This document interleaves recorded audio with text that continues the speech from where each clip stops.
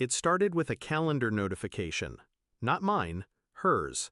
A shared account she forgot to unsync after her new boundaries talk. Thursday, 3:30 p.m., Café Siren, Mark. No last name, no details. Just a name I'd never heard her say out loud. I sat in the break room staring at the glowing screen of my phone. Coffee in one hand, her wedding ring in the other. She hadn't worn it in weeks. Marriage should evolve, she'd said over wine 2 months ago. Some couples open things up. Trust evolves too. I said, no. She smiled like it didn't matter, like she already had. I didn't fight her on it, not out loud.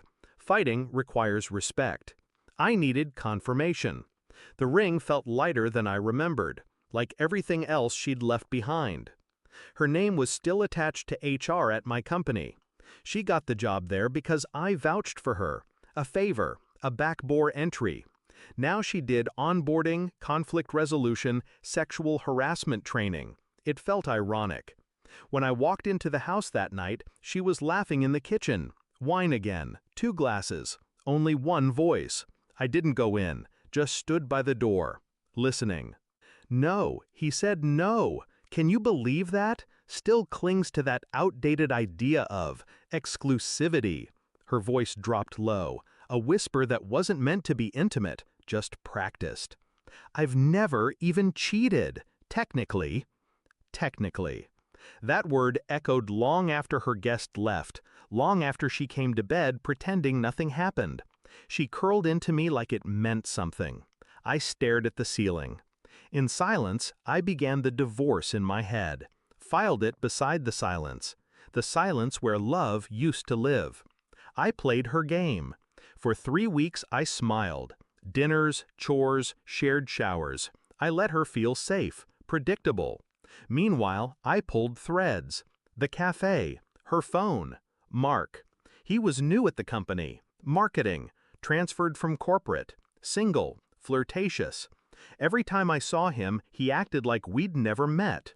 I applied for admin access to our building's card swipe system, justified it under security audit. Monday, her card, floor 9, private meeting rooms. Mark's was there too. Same time, every time.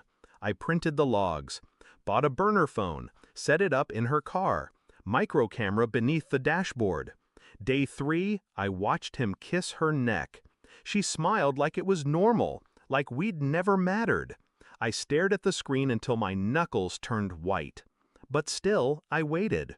Because catching someone isn't justice. Ending them is.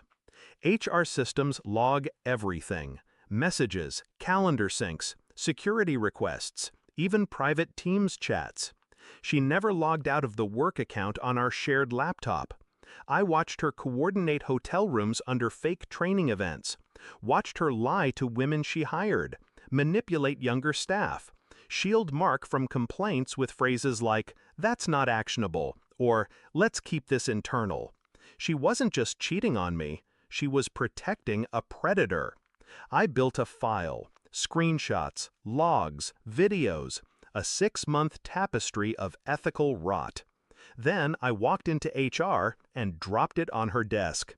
She looked up, smiled, then saw the file name, Exit Interview Amanda C. I said nothing. She opened it, page by page, face draining color by color. When she looked up again, I was already gone. They called a meeting that afternoon, internal, legal, quiet. By Thursday, she was suspended pending investigation. Mark was gone by Friday. No goodbye party. She came home trembling, asking how they knew. I didn't speak. I slid the divorce papers across the table. Her pen was already there. You did this?" she whispered. I looked at her. "No," I said.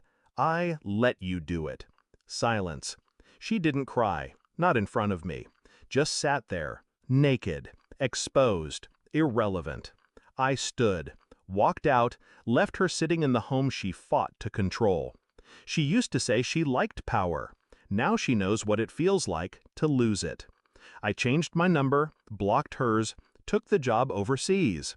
She tried to call once from her sister's phone. I didn't answer. I hear she's unemployed now. Rumors swirling. Hard to explain a sudden resignation after a decade in HR. Harder when your husband disappears without a word and leaves receipts in his wake. Sometimes I check her social media. It's all inspirational quotes now. Fake joy. Sometimes I wonder if she regrets it. Not the cheating, the assumption that I do nothing. But mostly, I don't care. Some things don't deserve healing. Some people don't deserve explanations. And some exits, they don't need a goodbye. Just a closed door.